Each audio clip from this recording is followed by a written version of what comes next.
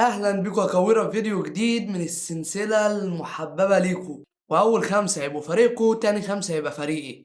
اول لعيب معاكم في التشكيلة وهو فينيسيوس. بداية مبشرة ليكم جدا. يلا نشوف تاني لعيب عندكم. لوكا مودريتش. خط النص بالهجوم الدنيا تمام معاه. تالت لعيب بقى معاكم يا كويرة هيبقى هو فان دايك. يعني دفاع خط نص هجوم، ناقص لكم اتنين لعيبة. لو جالكوا حارس او خط نص تاني جامدين هيبقى موت الموت. مين ده؟ يلا يعني حلال عليكم. واخر لعيب عندكم هكوره هو كريم بنزيما. تشكيله 100% يعني. يبقوا اللعيب اللي فات ده وقفوا حارس. يلا بينا نخش بقى على الخمسه بتوعي. واول لعيب في التشكيله هو جمال موسيالا. تاني واحد عندنا في التشكيله كويره هو دي بروين. الله، رمانة نص الملعب. مين تالت لعيبه هيبقى عندي يا كويره؟ ويلا هو الله الله، الساحر البرازيلي بنفسه معايا. رابع واحد هو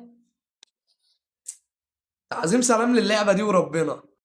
مارادونا ورونالدينهو. يعني فاضل لنا لعيب اوسيمان، وده المهاجم. اوسيمان كان جاي قبل كده في التشكيله، بس يعني انا اعتقد الماتش يخلص تعادل ما بين تشكيلته تشكيلتكم برضه يا كاوري. يعني عشان ما تقولش ان انا اللي اخترت لك اللعيبه على مزاجي، اكتب لي تشكيلتك تحت في التعليقات.